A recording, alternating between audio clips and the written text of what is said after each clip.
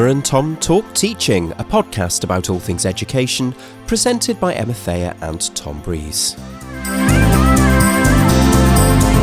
Episode 10, So You Want to Become a Teacher, with Cyncoed David.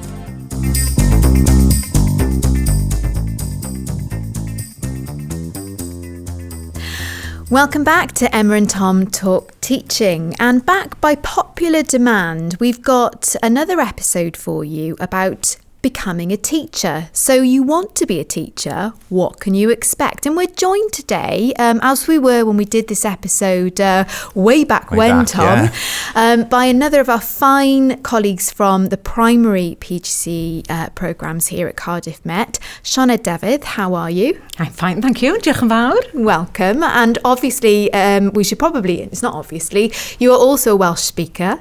So we could maybe hear a little bit of Welsh in this episode, perhaps, as well. But we're all here, the three of us, because I suppose it's always evolving, the picture in terms of how you can train to become a teacher. But certainly in more recent years, the emphasis on what it means to be a teacher and what the expectations one can have of that profession and from the job and from the role have actually slightly changed and have come on with, you know, a much bigger emphasis on master's level study, a much bigger emphasis on research and inquiry. So we thought we'd come back into your ears to again address this question. If you want to become a teacher, what do I need to think about and what are my next steps? Teaching is a funny one because, of course, pretty much everybody has been in school and therefore pretty much everybody has an opinion of what it is to be a teacher. But as I think all of us discover once we make the leap to the other side of the fence, it is actually not quite what you think it is when you're a pupil. And so I think probably all three of us around the table have interviewed candidates for our initial teacher education programmes who perhaps don't quite understand what it is to be a teacher. They don't know what dotted line they're signing on. So perhaps we should start off by really considering the answer to, or some potential answers to that very favourite question of interviews, which is, why do you want to be a primary teacher, a secondary teacher, whatever it might be? The thing that I often say, or I say to myself in my mind when I'm asking that question, is that I'm looking for someone who really wants to work with young people, really wants to work with their pupils. And from that answer, I'm looking for someone who really does mention that and is able to kind of give examples of when that penny dropped, really, when they decided that they wanted to work with young people. And if they don't mention that, I do tend to get a little bit dubious as to why they're going into it. And you can easily fall into that trap, particularly, I'm speaking specifically from a subject perspective now. You can talk a lot about, your passion for your subject and why you want to impart it. But sometimes you can lose sight of, the people at the heart of what we do as teachers. Is it about you, Cyncoed? I agree completely. And as you say, we will often ask that question, why do you want to be a teacher? But I also expect beyond that then, that they've identified that teaching is more than just working with pupils, and people will say things like, I really enjoy working with children. Well, there are lots of professions where you can work with children. Teaching is a very specific profession where you're required to actually teach them and they are required to learn in your company. And I think what I also expect is that level of perception that comes through, that they understand. This is not a child-minding role. It's not taking care.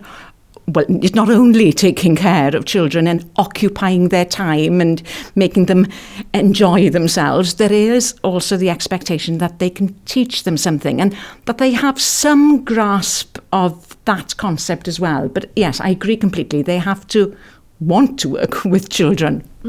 One of the interesting features, I suppose, of music and drama as secondary subjects is that there are many ways you can be a teacher. You don't have to be a mainstream secondary classroom music teacher, which is a particular kind of teaching. You could be a visiting peripatetic teacher, a private teacher. You could do all those Saturday stage schools and things like that. And so what I often try and tease out of my lot who are interviewing is, why the mainstream classroom? But maybe we should kind of pull all the way back and go all the way to the blindingly obvious, because one thing that I know that we sometimes get is people who are applying simultaneously for the primary age phase and the secondary age phase and haven't even wrap their head around which one of those they prefer. So perhaps, Sinead, from a primary point of view, we should really go right back to basics and say what would be the different things that you would be expected to do in primary compared with secondary. And I'll confess now, this is one of our interview questions. We will ask, why do you want to be a primary teacher as opposed to a secondary one? And I would always expect that the applicant has already identified that they are significantly different. You can still have a love of a particular subject or, area of learning and experience into the new curriculum. And you could possibly lead that area within your school given time. But the expectation is that you are going to be able to teach all areas of the curriculum. And that also you have a very, very close relationship with that one group of pupils that you will, take for a whole academic year. And sometimes if you're teaching in a rural school, it could be for 2 or 3 years if it's a very small school. So I would expect the applicant to have an understanding of the significant difference between teaching in the primary sector in comparison with the both sectors. And perhaps you're wondering how that might be possible, and how you might be able to put yourself in a position where you can make an informed decision about that and articulate that at interview. And of course, the best way of doing that is to get some experience, is to get into a primary and secondary setting, so you can get a sense of what the different environments are like, have a look at the relationships, the different relationships between students or pupils and teachers, classroom teachers, get a sense of the kind of culture of the school and what the kind of vibe is around the school if you can. I suppose the easiest way of doing that is by going back to your old schools and schools that you've got connections with where it might be easier to get into them. Obviously, you'll be looking at them through from a different perspective, a different vantage point, having been a long time out of the classroom yourself at this stage, having gone through an undergraduate degree route. Unless you're going for the BA, in which case you might not be too long out of the classroom yourself, but getting a different perspective on it, seeing it through the teacher's eyes and looking at the wider role of the teacher and ideally getting to chat to the classroom teachers about what that wider professional role entails is going to be the best way for you to get a true sense of what that's like. A lot of applicants come to us who might have had some, draw upon some really good experiences from when they were learners themselves. They might have done a little bit of work experience maybe in year 10 when they were sort of 15, 16 years old. Very different to when you are, a little bit older, a little bit wiser, perhaps out of the classroom for a bit longer, for you to really get a sense of whether that environment and what the role entails is the role for you. And from a secondary point of view, it's probably really important to acknowledge that anyone applying for a secondary PGCE subject route will be a subject specialist. They will have a degree, or I think in our case at least 50% of their degree will be in that named subject. And one of the biggest changes in mindset I find that people need to have as a secondary specialist is they need to go to school and they need to remember that they've certainly spent the last 3 years of their education surrounded by people who live, breathe and love that subject. And particularly thinking about music and drama, our specialisms, they're surrounded by people who read music, who play instruments, who sing, who do concerts, who can't imagine a life without that subject. These pupils in school have 12 or 13 or 14 subjects down at the kind of compulsory Key Stage 3 end. And sometimes it can be really quite a wrench to realise that you're going to be dealing with people who perhaps don't love your subject as much as you do.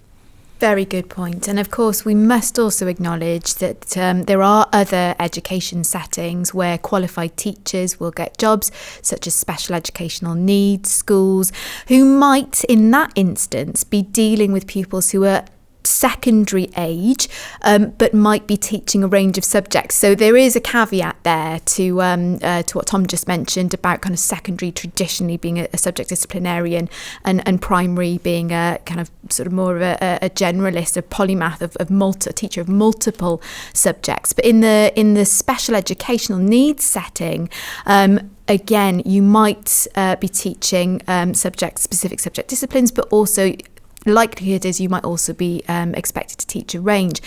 So again, if you're interested in that setting, we would advocate trying to get some observational experience. Likewise, a pupil referral unit. The more experience you can get before you actually get in front of somebody at interview, the more you're going to be able to draw upon that experience and demonstrate to your interviewer that you have made a very decisive, informed decision about what you're applying for.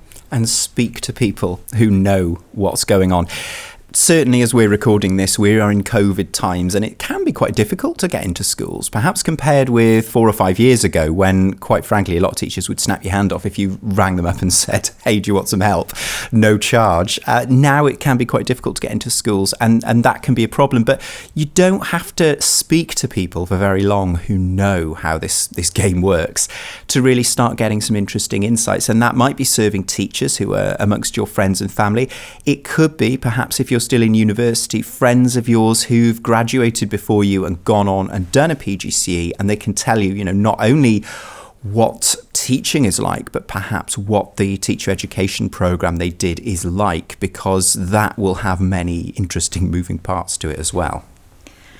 I would say with the primary, what's interesting is that many of the applicants will have been teaching assistants prior to application. Not all, and it's not necessary that they have that experience, but when they do have that experience, at least they have an understanding about general child development, and it does help. They understand some of the jargon and the terminology we're using, and they have an understanding of basically how a classroom might operate. It doesn't always mean that they have an insight into what being a teacher is.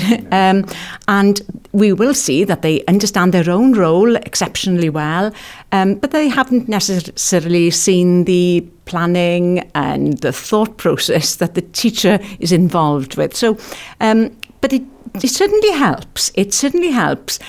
However, it's not enough, and obviously that's why we have a teaching programme. But all the experience you can have in a classroom always helps.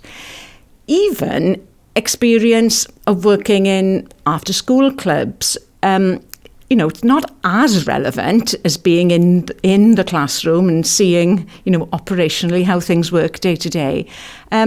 But all those additional experiences that you have of working with children in sort of an enriched environment sort of way also certainly helps. There's definitely a difference in there between being the teaching assistant, the learning support assistant. You are working with a smaller group of people. Normally you're at the one end of the classroom. Being at the front is very different, isn't it? And some people who come onto the PGC actually find that their absolute happy place is actually that teaching assistant role. I find myself wondering, if you're a teaching assistant who's got a really good relationship with a teacher, I wonder if you could make them a cup of tea one day and ask if you could get at the front and have a go, because it feels really different, doesn't it, being responsible for that lesson. Thinking about this for those out there who maybe have heard some slightly more cynical perspectives on teaching, and maybe they're in two minds about the teaching profession. Perhaps they've seen teachers depicted negatively in the media, or certainly the profession and the workload, etc. And let's face it, we do have teacher shortages and issues with teacher recruitment. So I guess putting ourselves in their shoes, what might we say to kind of counteract that? What's in it for somebody who wants to go into the profession? Aside from the things that we've just mentioned that will really drive us, about really wanting to make a difference to young people's lives, but just thinking really now about those cynics out there, what might we say to convince them? Well, interestingly, you mentioned earlier, Tom, the fact that we've, under COVID restrictions at the moment. For primary, we've seen a distinct new interest in teaching. And I think, and this is just my own perception, that there seems to be a general appreciation of the role of teachers in light of the fact that, teachers now seen as being essential workers, who provide an essential service to community. So I think there's a new respect for teaching as a profession as a result of the pandemic. What we also find is that many people who have been homeschooling have thoroughly enjoyed the process. Not all parents, I'm not saying that for a moment, but there are certain parents who have enjoyed it very, very much and who've decided to have a career change. And more we're seeing applicants, who are mature applicants, who partly because of that homeschooling have made the decision to apply. I think a lot of people who are not teachers have held on to a very old school view about what teaching is, actually, haven't they? I mean, I used to find this when I was in the classroom, that actually my pupils and my parents that I work with had a very odd old school idea of what it was that I did. And so perhaps some of those ideas are getting updated. I think probably on the one hand, we may as well get it out there now. There are easier ways to earn the money that you get as a teacher. So, if it has to be something that you want to be doing. I think one of the real reasons to do it, I think from my own point of view, is I remember you didn't really look at the clock when you were at work. So if you're in one of those jobs where that little bit between 3 o'clock and 5 o'clock tends to last forever, that's probably not going to happen. You're going to get to probably go home feeling like you've earned your money and you've done something useful at the end of the day. And I think from my point of view, the pupils were just really fun, really funny to work with. I certainly wasn't standing up the front spouting at them all day while they sat looking at me in awe and respect. We were having quite a good time, maybe because of the nature of my subject. But you certainly, if you conceive of teaching as being you're going to stand up the front and all the pupils are going to sit in rows and gaze adoringly at you, as opposed to something a bit more interactive, you're probably barking up the wrong tree there. And it might be a bit of a cliche as well, but no 2 days are the same. You can have a preset idea in your mind about how the day is going to go when you arrive in school, and it never turns out to be that way. And I think that's quite exciting as well. And I think it depends on your own mindset. I mean, there are huge changes happening in education, and you can see that as a challenge and a problem, but you can also see it as an opportunity. And I think lots of the teachers I speak to and the ones we're in partnership with are really, engaged in the whole process of, having a new curriculum and being allowed to have a little bit more autonomy about how you teach your subject, listening to pupil voice, to having, pupils contribute their own ideas, more collaborative approach. And also the professional development aspect that happens these days as well, where you're required to engage in some research and apply that to your classroom. So things are constantly moving, changing, developing, and that you have some responsibility for that yourselves. And I think people enjoy that. Totally agree. And of course, that really does speak to the kind of progression routes that will potentially allow you to move up the pay scale as well. If you are, concerned as well about being able to progress and therefore earn more money, there are those routes in teaching. There are those possibilities. And as Sean had said, there are always opportunities to learn on the job as you go and to get some really valid professional learning, do some of your own research as well. So it's a really interesting, vibrant time to become a teacher. So if you're feeling cynical, then hopefully we've gone some way to convince you. So next steps then, you're in a position where you think that what you want to do, you think you want to go for it. What are the next steps for an applicant? Where do they go to find out more? Where do they go to apply? How can they do that? Well, I suppose the first thing to do is to work out what country you want to train in, because there are some significant differences, aren't there, between the home nations of the UK. Also, you're going to need to think about what kind of teacher education course you want to do. I mean, we work mostly on the PGCE, which is the well-known one, the one that you do after a degree. It's just under a year long. You do it in university. But there are a number of other routes into teaching, and not everybody can afford to take a year out and study for a PGCE. Some people want to do it part-time. Some people want to combine it with work. Other people perhaps don't have a degree yet and want to become a teacher, and therefore going to need to look for one of the undergraduate pathways. So you're going to need to do your research, both in terms of the different setups that they have in the different nations, and also the many different ways that you can actually gain that hallowed qualified teacher status.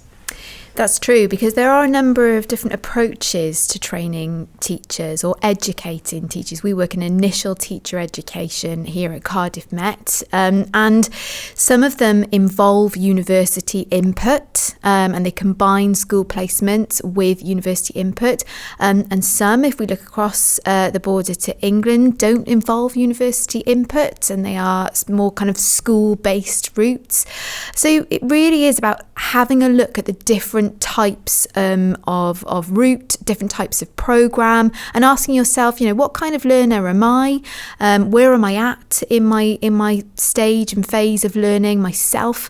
And what kind of course is going to suit me and my personal circumstances? Because of course here as well, you've got the option, and in many different international locations as well, you've got the option to do it part-time, to do it full-time, to do it salaried, as Tom mentioned. So there are lots of different options that it would take us far too long to explain to you here, but it's definitely worth doing your homework before making that decision. The university-based routes in particular can be a bit of an easy target sometimes for some of the people out on social media who like to write provocative things in 140 characters or whatever it may be. And there can be this slightly two-dimensional view that actually you just need to go into school and look at an experienced teacher and do what they do and it'll rub off, and then, you'll become a really good teacher like them. And it's actually much more complicated than that. And there are loads of advantages to having those two different contexts in the mix when you train as a teacher. I mean, Sinead, you work with an awful lot of primary students, both Welsh speakers and English speakers. How do they perceive the place of the university, even though we don't have pupils on tap, we don't have teenagers running into our rooms? What's the point of our involvement? Well, I think this perception is improving, and what we're finding now, and we in our new course, we've got 15 school-led training days, we call them specifically, which happen in schools, where they can see theory and practice. They're in an actual school, but we're discussing theory with them. So I think this perception is, we are cracking this nut very, very slowly. Traditionally, I can remember myself having said, actually, you learn the job out in school, and, you weren't very clear about what the role of the university was. However, now, with professional development, the emphasis on the student themselves in getting engaged in research and inquiry, and it being theory-informed practice, you can't ignore all that learning that we have about education. We must, otherwise we'll never move forward. If we're just copying what's happening in schools, just copying our mentor and repeating the whole thing, we'll never move forward. And we're finding school teachers, they're moving forward all the time. They're involved in research and inquiry. It doesn't stop once you finish university. What we're hoping to give them is those basic principles and those basic understanding of theory and research, which will stand them in good stead for the rest of their future development. And of course, once you've made the decision on the sort of course that is going to be right for you, you then need to get into the nitty-gritty of the entry requirements, of how you go about applying, and each institution or each pathway will have its own respective set of requirements. And it's worth looking at the differences between them, because there are subtle differences depending on the pathway, depending on the route, depending on the institution. So it's really important that you do your homework on that front as well. I think it's a generally kind of commonly held desirable thing that students who are applying to be teachers are literate, are numerate, and here in Wales have a kind of certain level of competence when it comes to digital skills. So it's really important that you have a good look at your existing qualifications, you have a good look, because of course we're role models in the classroom, whether that's in the primary or the secondary phase or in an SEN setting. We're trying to model the sort of skills that pupils will need to set them in good stead in their adult lives, and being literate, being numerate, internet and having digital skills are those skills that are common to having a really good life, actually, in future and getting by in the world as an adult. So really important that you get into the nitty-gritty about those entry requirements. And if you're really passionate and serious about becoming a teacher, that might involve a little bit of extra work on your part to make sure that you've got the relevant entry requirements in order to get onto the course in the first place. So do your homework on that front. And for secondary, of course, as I mentioned before, you're going to need a degree that has a significant chunk of your subject specialism in it. If you've got a very simply named degree like music or English or something like that, that's probably going to be a quick and easy thought process. But perhaps you would like to be a maths teacher, you might have a degree in economics, perhaps you want to be an English teacher, your degree might be in journalism. It may come down to actually speaking to the admissions department of the institution or the programme that you're going for. It may even come down to speaking to the person who's in charge of it, who might go down and look at your list of modules to check that they think that the subject specialism is there. If we're talking about the 1-year postgraduate route, which is the one that we're so familiar with, there really isn't time on that course to give you that subject knowledge. That subject knowledge needs to come as the thing that you bring, and this programme or similar programmes give you the ability to teach that in school. Now, for primary, of course, Sean had mentioned you're a generalist in a way. You're a teacher of all subjects unless you get a very specific kind of job. I'm just kind of interested, Sean, I don't know if I'm putting you on the spot here, but you're going to have people with degrees in subjects, but you're also going to have people, I guess, with degrees in things like education and early childhood studies and things like that. What are the different strengths and weaknesses that those people bring to your programme? Well, we do ask, them to discuss their degree at interview, and we ask them to reflect on how that applies to the primary setting. However, some people will come with a degree in law, possibly, and we do look at their A-levels. So we want to see that they have got a general profile which is applicable to the general profile of subjects that need to be taught in the primary school. We find that those students who have taken a degree in education or early childhood studies have a very good understanding of theory, not always practice, because they may have been out to schools, but more often than not, they will only have worked with groups and they will only have observed.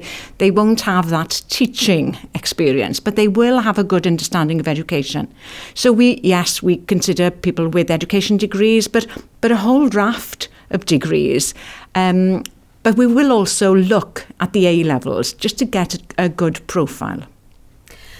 I think another important thing to mention here in this part 2 episode about becoming a teacher is the need for greater diversity in the profession. There are no easy or quick fix tokenistic ways of doing that, but the truth of the matter is that we do not have a very diverse profession at the moment.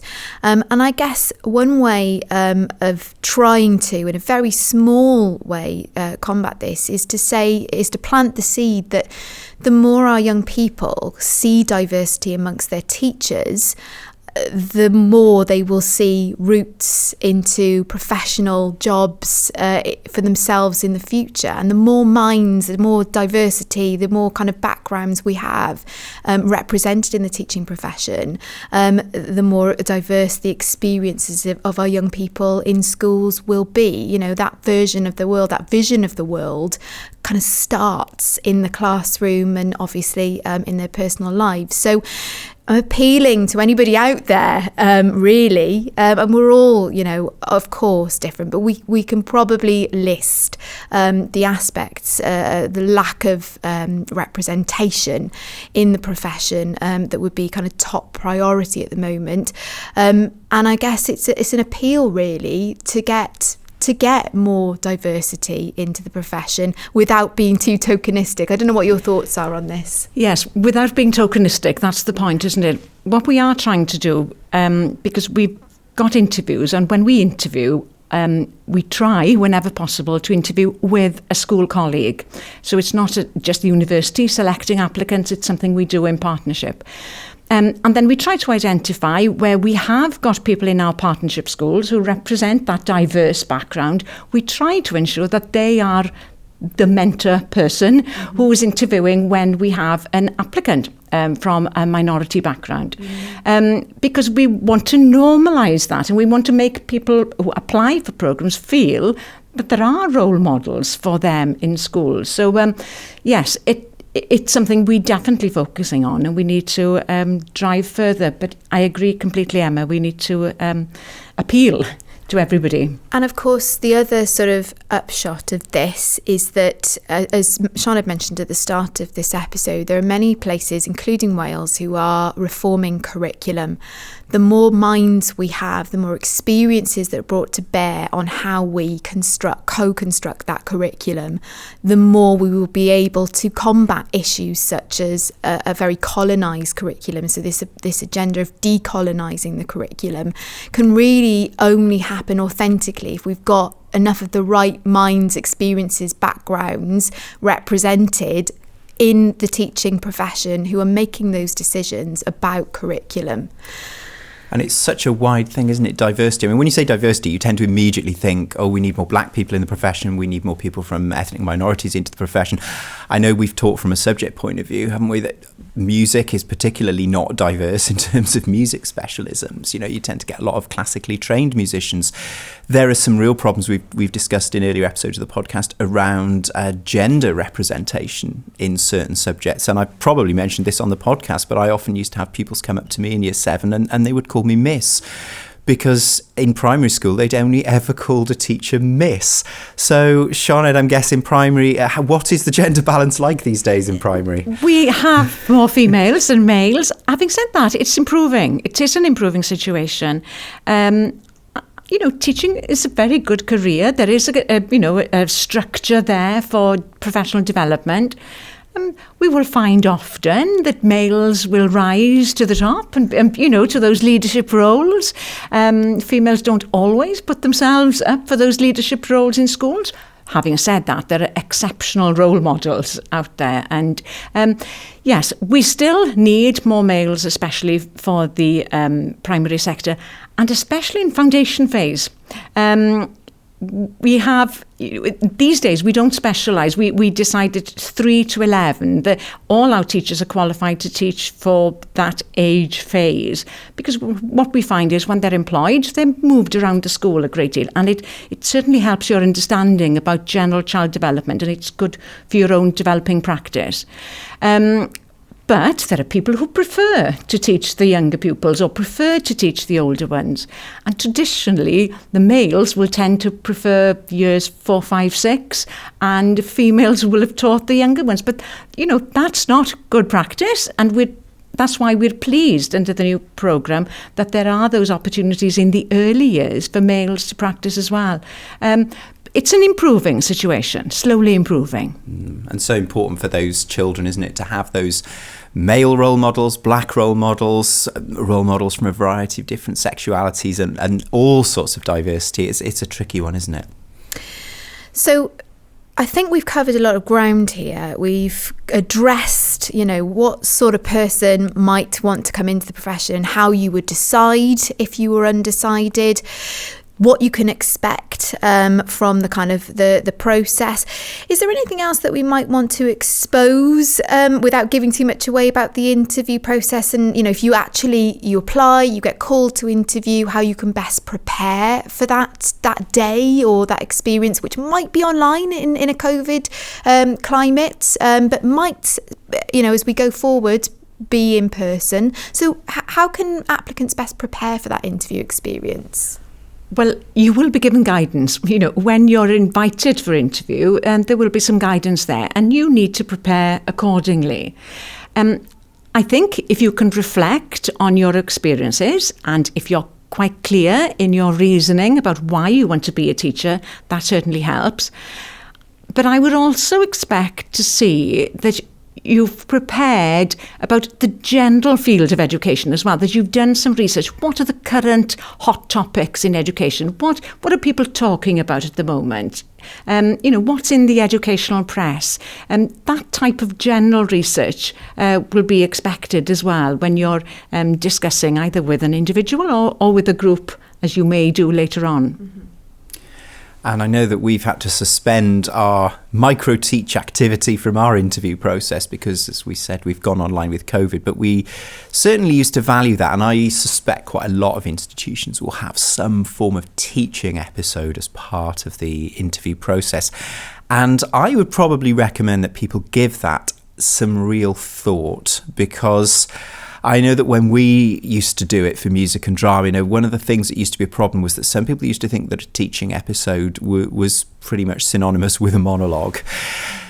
That's when your experience of going into a real life classroom is going to pay you some dividends, because you're going to realise pretty quickly that the process of learning in a classroom involves the pupils doing a lot of stuff and the teacher creating a space where that stuff can happen. It is not a space where the teacher whitters on about something for half an hour and then says thank you very much and sits down. And so it's that sort of trap that you could potentially fall into if you're asked to do some sort of teaching episode.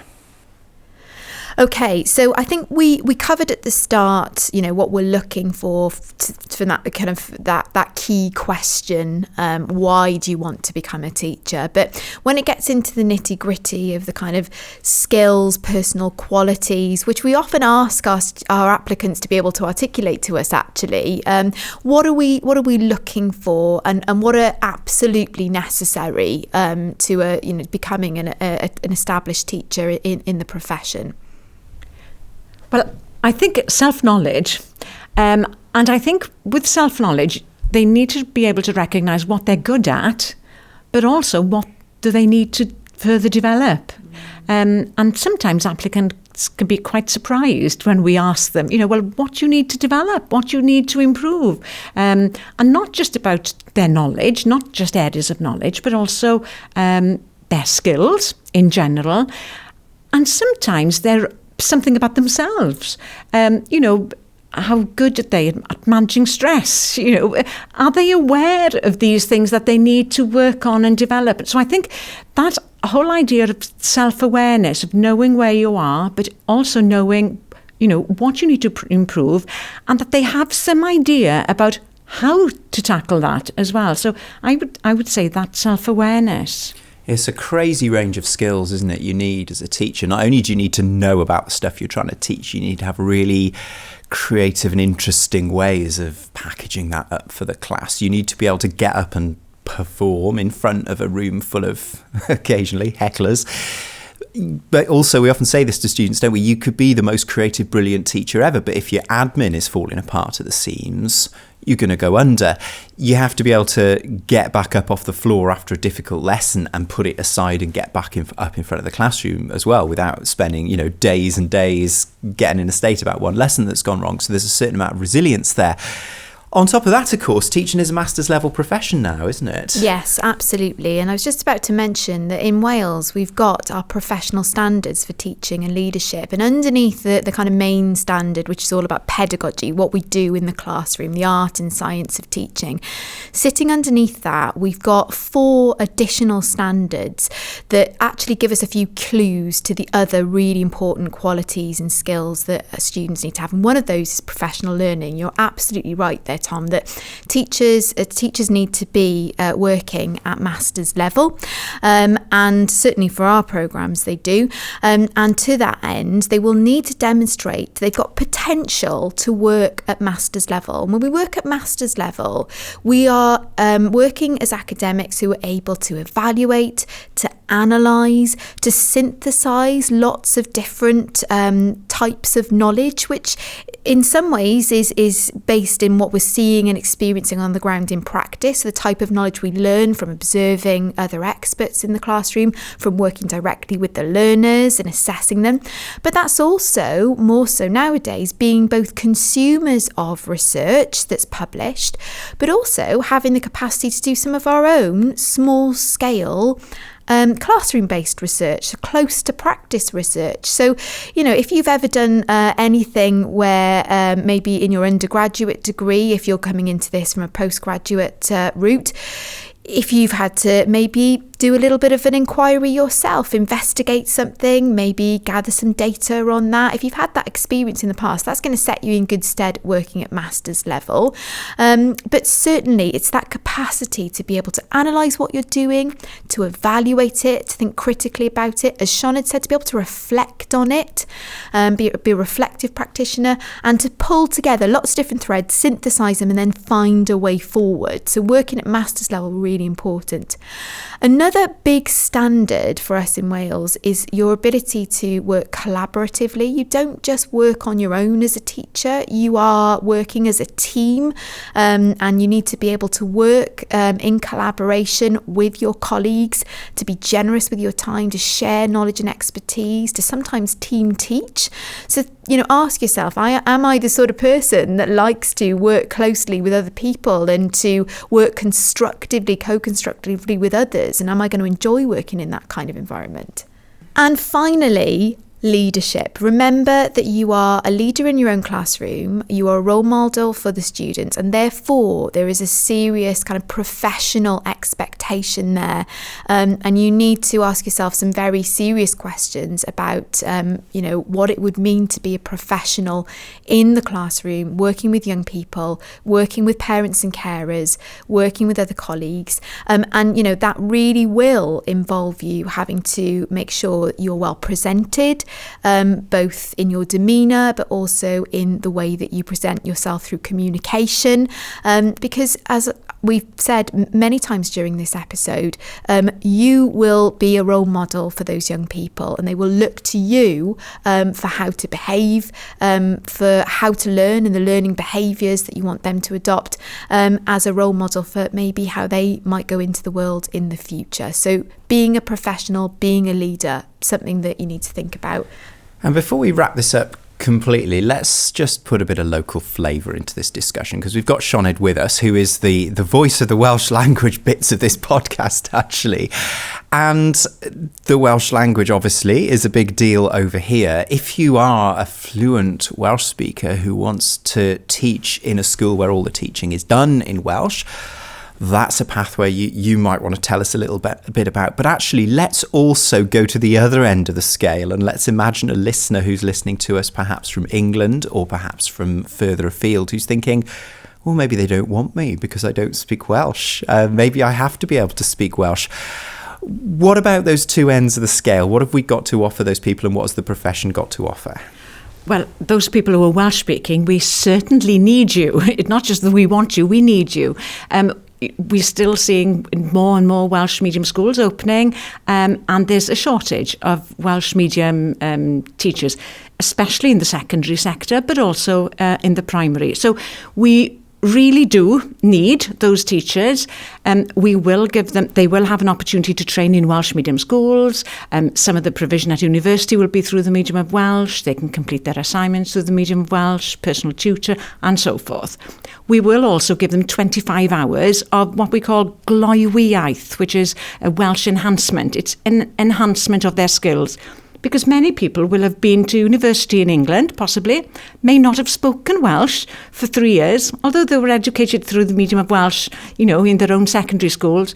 So they need that type of support, refreshment, backing in order to be able to perform at a professional level in Welsh. So we will give them that support. But we also need all those other people who don't speak Welsh. And again, people will know that Welsh, or the curriculum in Wales is different to England. Education is a devolved matter. And one of the requirements is that every child is given an opportunity to develop their Welsh language skills. Therefore, we require that all teachers and all students who train in Wales are also able to speak some Welsh and to teach some Welsh. So we will support them also with 25 hours during the programme of Welsh at their level. We have many Canadian students who, will not have some even basic greetings when they start off, but we will give them, they will be in a group, ability group for Welsh, and we will give them that support that they need. And schools are very open. We're here to learn, and we're to learn together. So it's, very much give praise for what people can achieve rather than criticise them for their lack of skills. But we will support them. Gwych, diolch yn fawr. Croeso. And also, I suppose, to blow our own trumpet slightly, just because you train in Wales with the Welsh curriculum and the Welsh system and, maybe get 25 hours worth of Welsh development, a lot of our students then go back to wherever it was that they came to us from and very frequently do walk into the first or second job they've gone for. So it's not that you become here and you'd only be training for the Welsh education system. So we're on to our short slots now, and I've got something that would be of interest, I think, of anybody who is interested in becoming a teacher. We do have the Chartered College of Teaching, the professional body for teachers, and they work to celebrate, support and connect teachers to take pride in their profession and provide the best possible education for children and young people. They've got a website, you can subscribe. They've got a very good magazine that showcases teacher research articles, which is a really interesting publication, and a lot of really interesting up-to-date entries that come through about teaching that will give you a better sense of what it's like to be a teacher on the ground. So I would definitely have a look at the Chartered College of Teaching website. They are definitely something interesting. And for something to try, okay, we're going back to something we said earlier on in the episode, but I think it's probably important enough to reinforce it once again. If you suspect that teaching might be for you, this might be something you want to do, get yourself in a classroom, have a look at what's going on, feel the atmosphere, look at what happens, but most importantly, ask yourself or try to find out why it happened. So don't just allow the events in a classroom to wash over you. One of the skills that you will need if you are to decide to train as a teacher is the ability to ask, well, why did that happen? What was the reasoning behind it? And maybe you need to ask the teacher afterwards, or maybe you can work it out yourself if you have a little think about it. One of the beauties of teaching, I suppose, in a way, is that you learn very, very quickly whether it's for you or not. You don't have to be in a classroom for very long. I mean, speaking personally, I never wanted to be a teacher. I accidentally found myself teaching. It took me precisely 1 hour of it to discover that actually it was what I wanted to do. And so it really is the thing that you should be doing before you put that application in for whichever pathway it is you choose. So there you have it. Do you think you want to be a teacher? Hopefully we've convinced you. Shauna, David, thank you very much for joining us. No problem. Thanks as always, Tom. And thank you to our lovely listeners. We'll be back in your ears in 2 weeks' time.